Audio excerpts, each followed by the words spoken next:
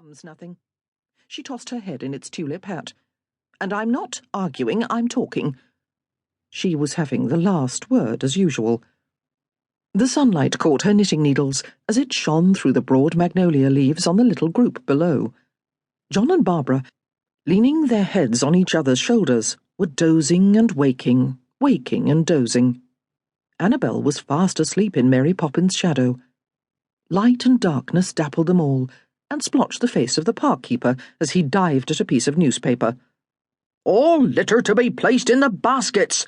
Obey the rules," he said sternly. Mary Poppins looked him up and down. Her glance would have withered an oak tree. "That's not my litter," she retorted. "Oh?" he said disbelievingly. "No," she replied with a virtuous snort. "Well, someone must have put it there. It doesn't grow like roses." He pushed his cap to the back of his head and mopped behind his ears. What with the heat and her tone of voice, he was feeling quite depressed. "Hot weather we're having," he remarked, eyeing her nervously. He looked like an eager, lonely dog. "That's what we expect in the middle of summer." Her knitting needles clicked. The park keeper sighed and tried again. "I see you brought your parrot," he said, glancing up at the black silk shape that hung among the leaves. "You mean my parrot-headed umbrella," she haughtily corrected him. He gave a little anxious laugh. "You don't think it's going to rain, do you? With all this sun about?" "I don't think. I know," she told him calmly. "And if I," she went on, "were a park keeper, I wouldn't be wasting half the day like some people I could mention. There's a piece of orange peel over there. Why don't you pick it up?" She pointed with her knitting needle and kept it pointed accusingly while he speared up the offending litter and tossed it into a basket. "If she was me," he said to himself, "there'd be no park at all, only a nice tidy desert." He fanned his face with his cap.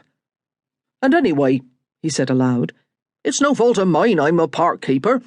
I should have been an explorer by rights, away in foreign parts. If I'd had my way, I wouldn't be here. I'd be sitting on a piece of ice along with a polar bear." He sighed and leaned upon his stick, falling into a daydream. Said Mary Poppins loudly, and a startled dove in the tree above her ruffled its wing in surprise. A feather came slowly drifting down. Jane stretched out her hand and caught it. "How deliciously it tickles," she murmured, running the grey edge over her nose. Then she tucked the feather above her brow and bound her ribbon round it. "I'm the daughter of an Indian chief. Minnehaha, laughing water gliding along the river." "Oh, no, you're not," contradicted Michael. "You're Jane Caroline Banks." "That's only my outside," she insisted. "Inside, I'm somebody quite different. It's a very funny feeling." "You should have eaten a bigger lunch, then you wouldn't have funny feelings.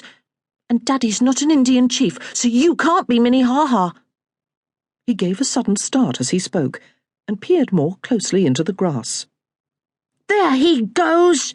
he shouted wildly, wriggling forward on his stomach and thumping with his toes.